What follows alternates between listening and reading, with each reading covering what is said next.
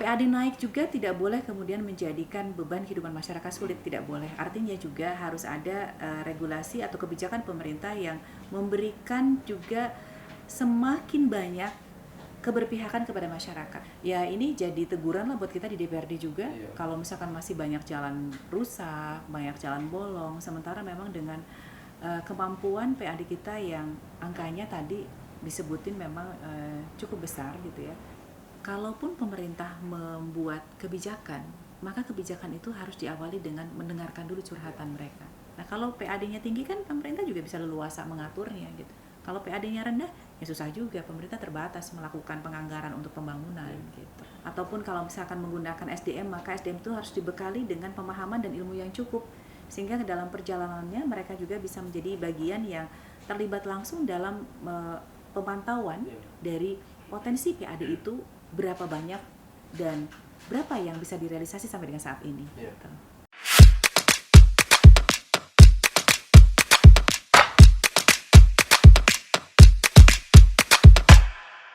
Assalamualaikum warahmatullahi wabarakatuh. Selamat berjumpa kembali Sobat Podcast Radar Banten dalam tayangan Podcast Radar Banten tentunya. Kali ini saya sudah bersama Wakil Ketua DPRD Kota Cilegon, Hajah Nuratul Uyun SEMAK. Kali ini kita akan membahas seputar penggalian potensi pajak daerah dan retribusi daerah di Kota Cilegon. Ini penting karena apa? Tujuannya untuk pembangunan di Kota Cilegon. Langsung saja saya sapa Ibu Nuratul Uyun. Assalamualaikum Bu. Waalaikumsalam warahmatullahi wabarakatuh. Kabar baik Bu? Alhamdulillah, sehat kan? Bisa sapa dulu Sobat Podcast Radar Banten Bu. Boleh. Assalamualaikum warahmatullahi wabarakatuh. Apa kabar semuanya pemirsa Podcast Radar Banten? Semoga sehat selalu buat kita semuanya dan tetap semangat beraktivitas selalu. Masya Allah, adem bener kalau kita melihat Bu Nuratul Uyun ini, suaranya kemudian karismanya luar biasa menjadi Wakil Ketua DPRD Kota Cilegon. Semoga selalu diberikan kesehatan Ibu dalam melakukan pengawasan pembangunan di Kota Cilegon. Amin, amin. Betul Bu ya? Betul. Karena fungsi Dewan melakukan pengawasan. Salah satunya pengawasan, iya. Kalau pengawasan PAD masuk juga dong Bu? Pasti dong. Iya, salah satu. Kan salah satu aspek untuk mendukung pembangunan Kota Cilegon itu kan penggalian potensi pendapatan asli daerah. Nah, betul. Menurut Ibu sekarang posturnya seperti apa sih Bu? Pendapatan asli daerah Kota Cilegon? Iya, jadi kalau bicara PAD Cilegon, pendapatan asli daerah Cilegon, bicara 2022 perubahan kemarin, kita sepakat itu di angka 803 miliar. 803 miliar. Dan ini menjadi angka yang harus dipenuhi oleh pemerintah Kota Cilegon di tahun 2022 ini sampai dengan anggaran belanja tambahan atau anggaran belanja perubahan. Di 2023, rancangan APBD-nya yang sudah disepakati bersama adalah di angka 824 miliar. Memang ada penambahan sekitar 21 miliar ya terhadap ABT yang 2022 dengan anggaran RAPBD 2023. Memang targetnya tidak bisa gitu Bu, sampai misalkan persentasenya naik 50%, itu kan kalau dilihat tadi banyak banget ya. 21% gitu ya. Sementara kalau secara kita melihat potensi di Kota Cilegon, sekilas mata memandang aja lah gitu kan, kita banyak di sini, banyak hotel, restoran, belum industri kan, di sini terkenal kota industri. Nah, menurut Ibu gimana tuh? Dengan target yang maksudnya 21% di 2023, apakah sudah cukup atau sebenarnya bisa lebih gitu? Jadi kalau misalkan bicara pendapatan asli daerah, yang pertama kan memang kita harus melihat dari tren tahun-tahun sebelumnya. Betul. Ya. Berapa sih sebenarnya realisasi yang bisa dicapai terkait dengan PAD itu sendiri. Kemudian yang kedua, kita juga harus melihat potensi peningkatan pendapatan asli daerah. Tadi sudah disebutkan ya Kang, ada banyak industri gitu kan ya.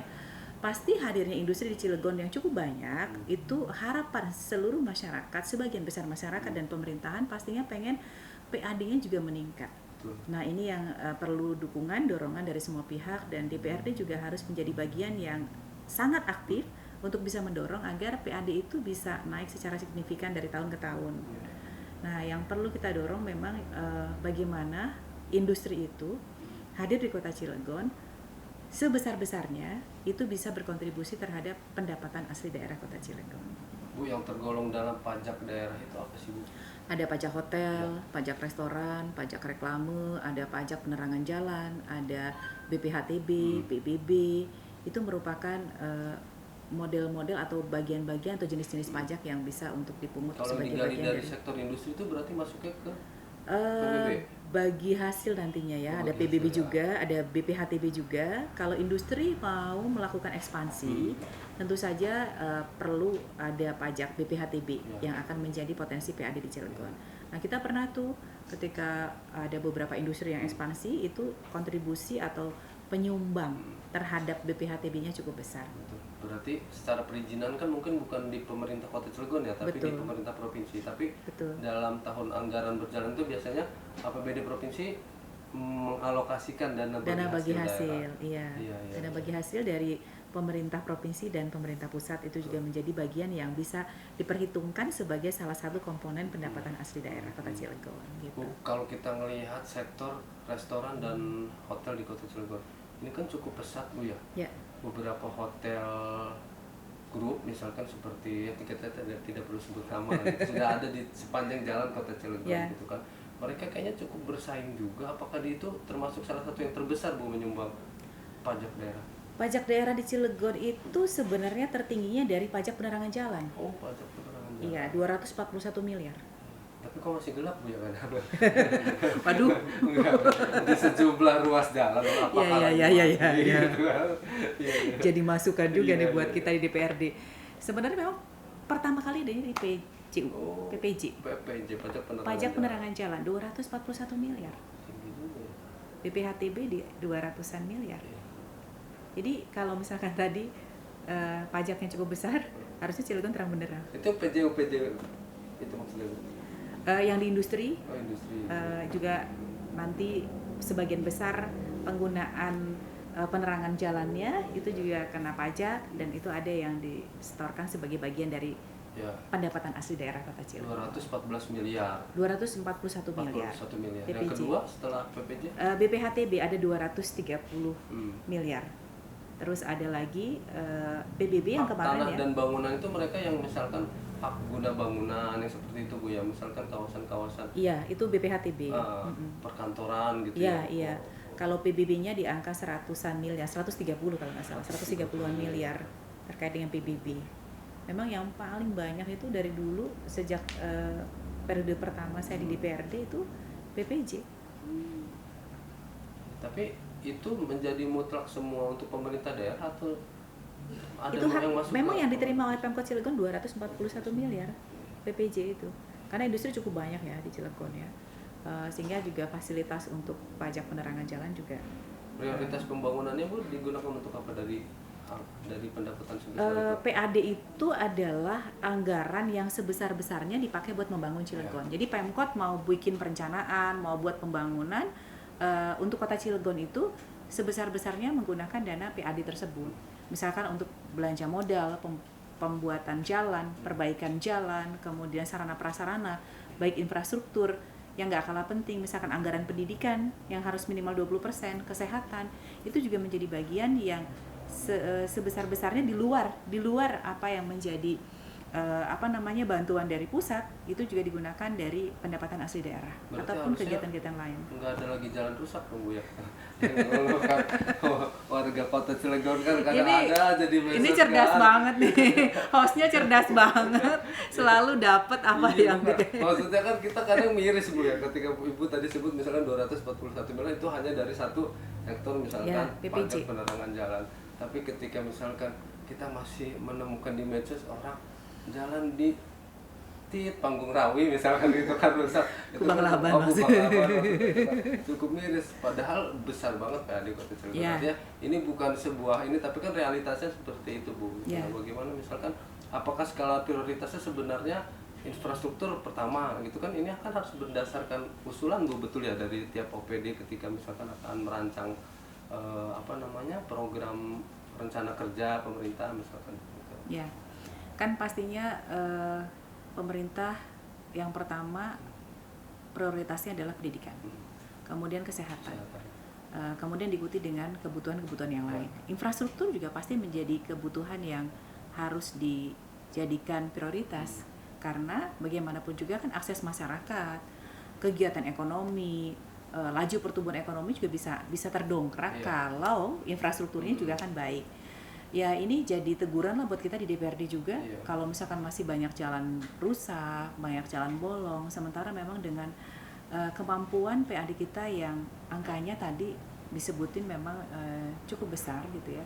Dan kita berharap ke depan, saat ini juga yang sedang berjalan, dan ke depan program-program prioritas yang sifatnya adalah beririsan langsung dengan kebutuhan masyarakat Kota Cilegon itu menjadi program kegiatan yang diprioritaskan dan segera bisa ditindaklanjuti, apalagi terkait dengan fasilitas masyarakat. Tapi kalau menurut saya sih sebenarnya infrastruktur itu harusnya berada di nomor 1, gitu ya. Baru pendidikan dan kesehatan. Karena kalau jalan rusak itu siswa nggak bisa ke sekolah. Kemudian kesehatan jadi terganggu, Bu, sehingga kan nggak bisa. Ini mah jokesnya seperti itu mungkin ya, Bu ya. Kalau misalkan tetap pendidikan nomor 1, kesehatan nomor 2, infrastruktur berikutnya, bukan berarti kemudian dengan urutan ketiga itu angkanya misalkan terlalu jauh gapnya. Tapi bisa gitu saja kan. Kalau urusan angka mah justru di infrastruktur yang tinggi gitu ya. Tapi urusan misalkan kewajibannya. Gitu pelayanan dasar kan harus utama dulu gitu kan, diselesaikan minimal 20% yang harus terpenuhi. Itu udah amanat undang-undang, Bu ya? Iya.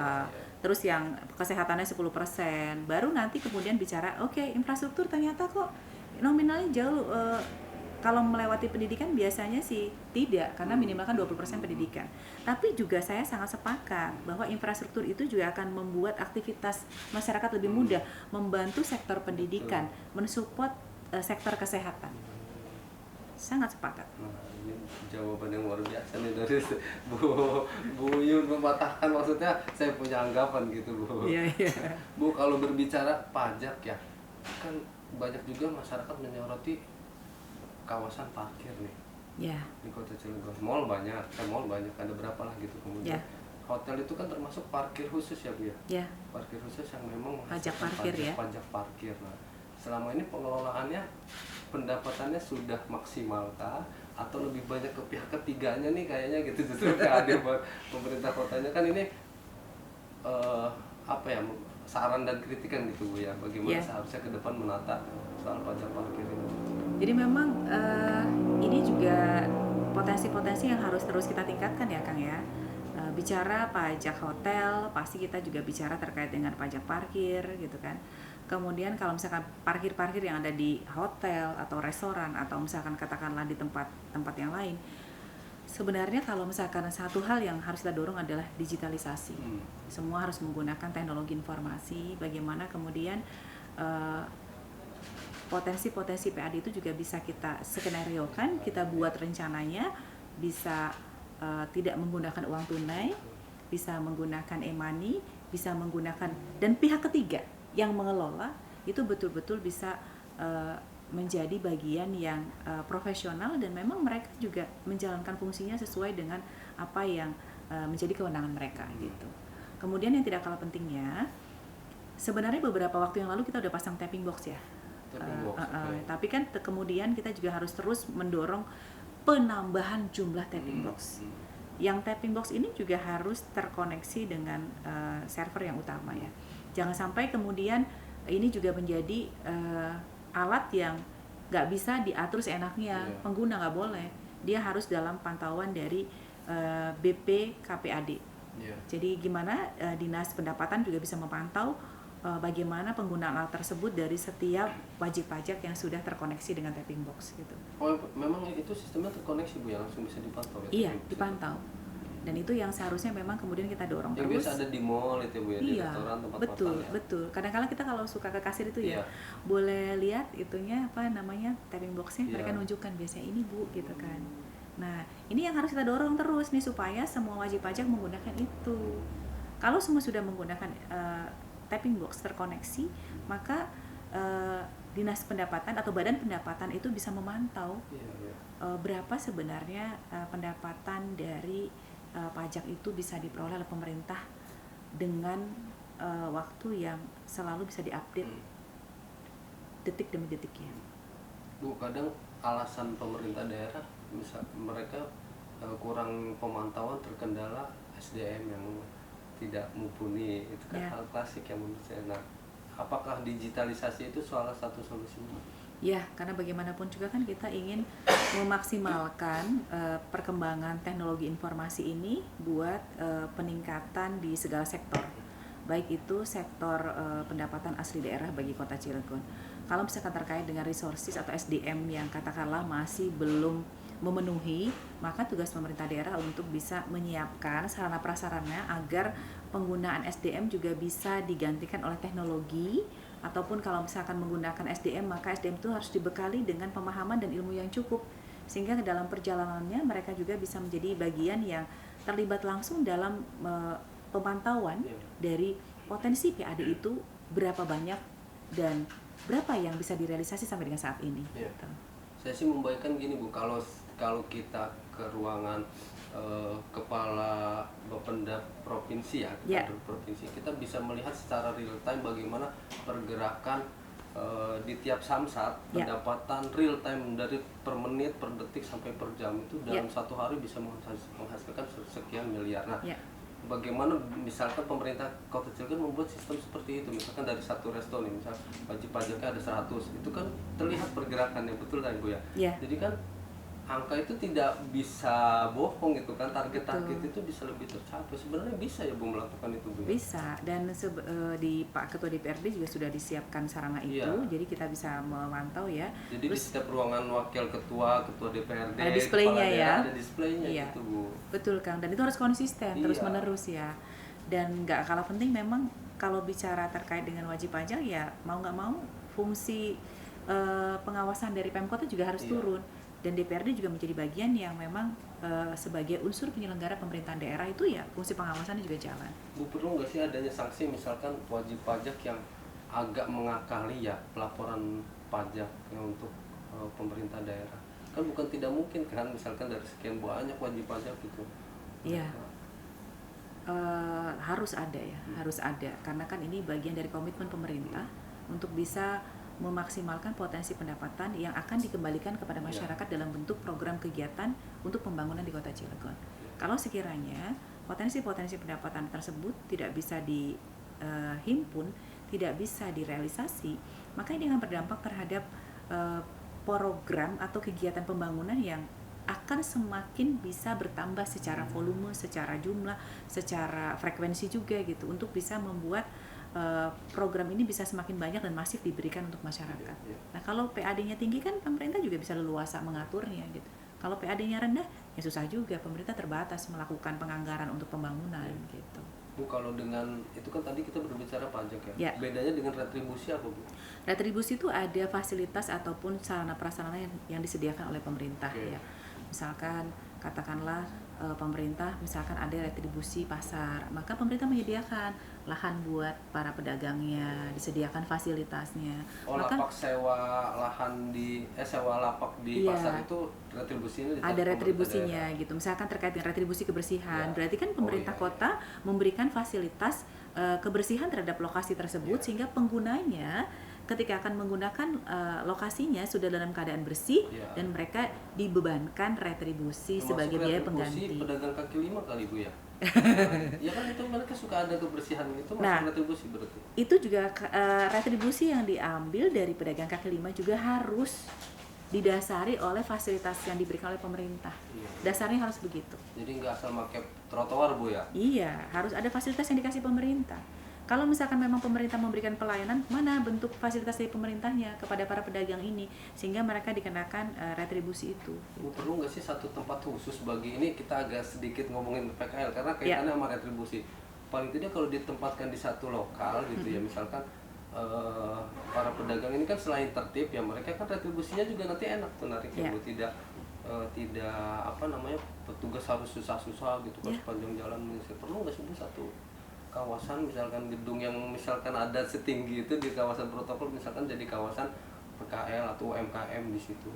Memang harus ada keberpihakan pemerintah ya terhadap para pedagang yang memang mereka juga terkategori pedagang kaki lima gitu ya, sehingga pemerintah betul-betul juga memberikan dukungan, memberikan penguatan, memberikan support kepada para pedagang ini untuk bisa tetap mendapatkan penghasilan. Dan pemerintah juga hadir dengan memfasilitasi dari sisi tempat dan juga ada aturan yang melingkupi gitu. Harus ada yang seperti itu. Mungkin lebih sering dialog kali Bu ya, karena kan ini pernah dilakukan bukan maksudnya ini pernah dilakukan Pak Jokowi ketika jadi wali kota Solo. Bagaimana susahnya penataan PKL ketika itu, kemudian karena sering berdialog, kemauan pedagang seperti apa, akhirnya ketika direlokasi mereka fasilitasnya karena diberikan gitu Bu, fasilitasnya diberikan, masyarakat juga tahu bahwa di sini loh nanti kalau mau belanja PKL begitu. Bener banget Kang, jadi memang mereka harus diajak ngobrol dulu, diajak ngobrol bahwa kalaupun pemerintah membuat kebijakan, maka kebijakan itu harus diawali dengan mendengarkan dulu curhatan mereka. Bottom up Bu. Ya, karena masyarakat itu adalah orang yang memang betul-betul secara langsung terlibat dalam aktivitas ekonomi itu, dampaknya ke mereka langsung. Maka harus ditanya, Bapak Ibu maunya seperti apa? Oke, setelah disampaikan maunya seperti apa, sampaikan. Kami punya aturan, tapi kami ingin aturan ini juga kemudian bisa menjadi aturan yang dijalankan Bapak Ibu. Usaha Bapak Ibu juga nggak kita larang, yuk saling kita membantu. Pemerintah ditaati aturannya, Bapak Ibu kita fasilitasi tempatnya. Masukannya apa untuk aturan tersebut? Seperti itu. Di situ masyarakat akan merasa didengarkan, dibutuhkan, diayomi. Ini yang memang harus diberikan kepada para pedagang. Berarti nanti kita buat program curhat dong Pak gitu. Jadi mendengarkan aspirasi dari para pedagang, masyarakat. Gitu ya? Iya Bu, nanti kan hasilnya kan bisa kita tayangkan dan kita sampaikan ke pemerintah daerah gitu. Bisa kan. bahan rekomendasi dong. Iya, bahan rekomendasi gitu kan. Kalau ini kan sudah jelas kan Bu, Dewan itu kan fungsinya mendengar aspirasi dari masyarakat. Bagaimana semua keluhan ditampung di sini untuk kemudian disampaikan ke pemerintah daerah. Tinggal bagaimana di sana mengeksekusinya begitu Bu. Betul. Ya. Bu, kemudian dari sektor UMKM nih Bu, kita berbicara UMKM. Dilihatnya gimana sih Bu setelah pasca pandemi COVID dan menyumbang PAD di Kota Cilegon? Ya, kalau bicara UMKM memang bicaranya kita pedagang mikro, pedagang kecil, pelaku kecil menengah gitu kan. Satu hal yang memang harus kita kuatkan bersama-sama bahwa sektor yang bisa mendongkrak geliat tumbuhnya ekonomi juga salah satunya adalah sektor UMKM. Dan tentu saja kalau UMKM itu harus ada dukungan yang sangat masif dari pemerintah daerah. Karena terkait dengan regulasinya juga harus dihadirkan, terkait dengan keberpihakan kepada masyarakat kecil juga harus ditunjukkan gitu kan. Dan ketika mereka sebagai pelaku UMKM ini hadir di Kota Cilegon, kemudian bisa saling bersinergi dengan industri yang ada, kan kita bisa mengoptimalkan dari sisi penyediaan apa yang kemudian bisa difasilitasi dan dibantu disupport oleh UMKM kepada industri. Artinya industri juga kan tidak semua kegiatannya itu mereka mengadakan sendiri ataupun katakanlah dengan perusahaan-perusahaan yang besar sebagai suppliernya. Mereka bisa memberikan ruang kesempatan kepada para pelaku UMKM ini sebagai bagian yang masuk dan menjadi mitra dari industri itu sendiri. Dan itu perlu sentuhan dari kebijakan pemerintah daerah. Kalau bicara terkait dengan potensi asli daerah terhadap UMKM, ini bicaranya kita harus melakukan penelitian. Seberapa besar UMKM itu kemudian bisa mendongkrak terhadap pendapatan asli daerah. Karena satu yang bisa mendongkrak pendapatan asli daerah adalah pajak reklame. Pajak reklame. Kan kalau UMKM pajak reklame kayaknya UMKM pasti akan berpikir cost benefit. Berapa biaya yang harus mereka keluarkan, berapa keuntungan yang harus mereka dapatkan gitu ya. Kalau kita bicara industri besar, mereka pasti akan bicaranya investasi dalam jangka waktu menengah, jangka panjang gitu. Tapi kalau UMKM, mereka bicaranya short time, waktu yang sangat pendek gitu kan. Sehingga mereka harus bisa merencanakan bagaimana perputaran cash flow itu bisa berjalan dengan lancar. Uang itu bisa kemudian mereka gunakan lagi untuk belanja modal lagi, dipakai jualan lagi, dipakai aktivitas usaha lagi, tapi mereka dapat untung lagi dengan waktu yang sangat pendek. Nah ini butuh regulasi dari pemerintah untuk bisa mengayomi mereka, untuk bisa merangkul mereka gitu. Karena problematika UMKM itu sebenarnya cuma dua Bu, permodalan dan pemasaran itu aja. Dia. Kalau modalnya cukup, subsidi misalkan, taruhlah pinjaman tanpa agunan misalkan untuk program bergulir, kemudian pemasarannya dibantu sama pemerintah daerah. Dari masyarakat itu bisa menghasilkan PAD gitu. Iya, dari masyarakat, oleh masyarakat kembali kepada masyarakat. Kebayang kalau misalkan di pemerintahan Kota Cilegon ini semua kegiatannya itu adalah dengan mengakomodir para pelaku UMKM. Dari mulai yang paling sederhana, kebutuhan makan minum, disuplai oleh pelaku UMKM yang ada di Kota Cilegon.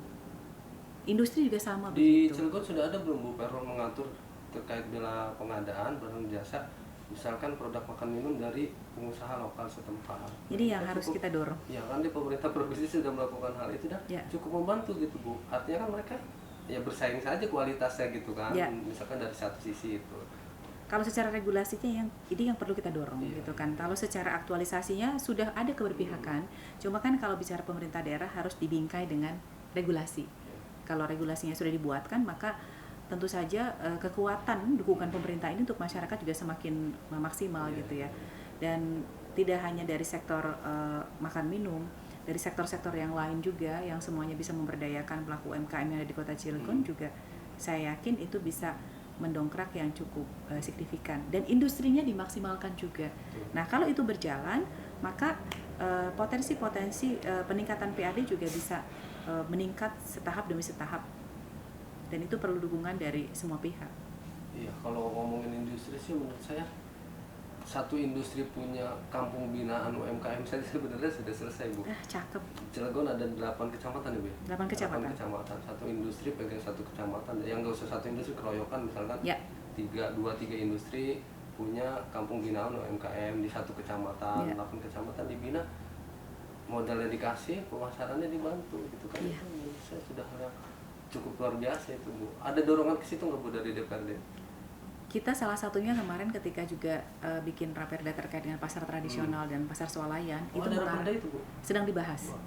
Kita ingin memberikan keberpihakan kepada pelaku UMKM. Jadi salah satunya kepada mereka-mereka yang berkecimpung di dunia UMKM bisa kita fasilitasi dan industri juga betul-betul melirik tadi. Jadi apa yang diusulkan tadi kan menarik sekali. Jadi mereka dibuat komunitas-komunitas dan itu bisa menjadikan mereka juga bisa lebih kuat ya. Kemudian juga bisa lebih terakses dengan industri. Kalau misalkan bicara komunitas mewakili masing-masing kecamatan yang ada, tentu saja ini akan membuat pekerjaan industri juga bisa lebih sistematis gitu kan ya. Dan sasarannya juga bisa diurai secara bertahap gitu. Mudah-mudahan ini juga menjadi sebuah sinergitas yang bisa segera direalisasikan. Iya. Nah, kalau misalkan kampung itu menjadi satu kawasan penunjang industri kan namanya akan lebih bagus, sementara di dalamnya produk-produk UMKM gitu loh. Keren banget. Menambah Cilegon itu banyak produk-produknya masyarakat yang kemudian dinilai kreatif karena kan sesuai motonya Bu, Cilegon kreatif dan mandiri begitu kan. Iya. Bu, selain mantap. Keren banget ini hostnya cerdas. Jempol 2. Bisa kita hire Bu sebenarnya. Oh iya. Bu, selain mungkin closing statement dari beberapa hal tadi, kita ada ngomongin soal pajak daerah, retribusi daerah, kemudian dari beberapa sektor UMKM.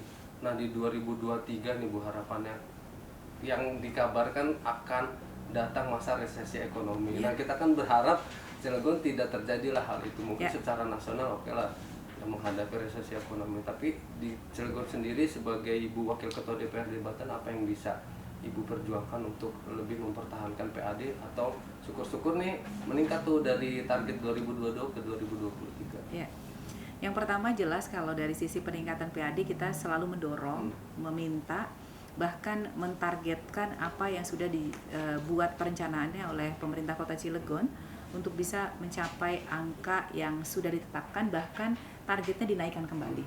Jadi selalu naik PAD-nya gitu. Itu yang pertama.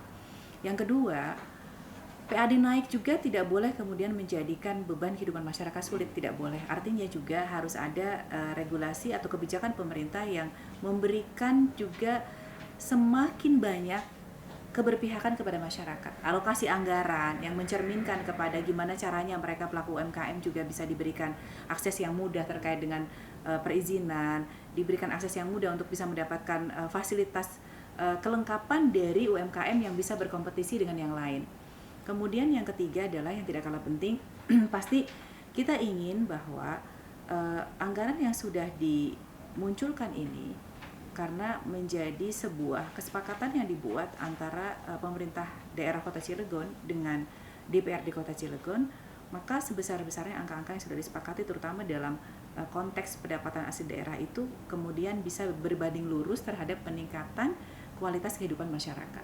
Yang UMKM semakin bertambah jumlahnya, yang UMKM semakin meningkat dari usaha mikro menjadi kecil, kecil menjadi menengah. Jangan ini mah kecil mulu Bu, ya mau menengahnya susah. Nah gitu itu harus ada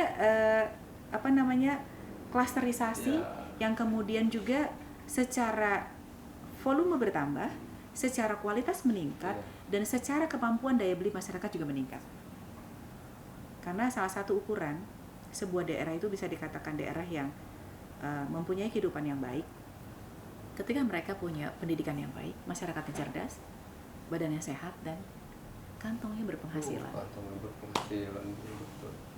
Dan itu bisa didukung dengan memaksimalkan seluruh potensi pendapatan asli daerah untuk menjadikan pembangunan itu betul-betul terasa oleh masyarakatnya, dinikmati oleh masyarakatnya, dan ada dampak yang dirasakan oleh masyarakat dari pembangunan itu berdasarkan dari pendapatan asli daerah sebagai anggaran yang dibuat sebesar-besarnya untuk proses pembangunan di Kota Cilegon.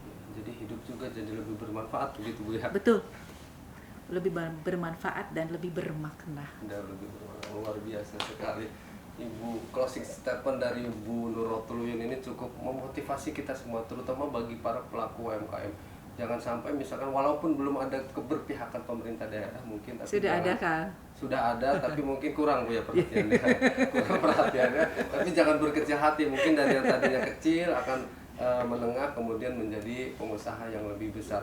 Nah, bagaimana pembangunan Kota Cilegon juga dapat lebih merata Bu, harusnya dapat lebih merata, karena Cilegon bukan hanya kota sepanjang jalan tapi juga banyak perkampungan-perkampungan di pinggiran-pinggiran yang memang cukup diperlukan perhatian oleh pemerintah daerah. Betul. Terutama sentuhan-sentuhan pembangunan. Mungkin di akhir podcast kita, terima kasih Bu atas obrolannya, dialognya. Saya Aditya Ramadan mohon pamit. Jangan lupa saksikan tayangan ini, kemudian like, subscribe, and comment. Sampai jumpa di lain kesempatan. Assalamualaikum warahmatullahi wabarakatuh. Waalaikumsalam warahmatullahi wabarakatuh.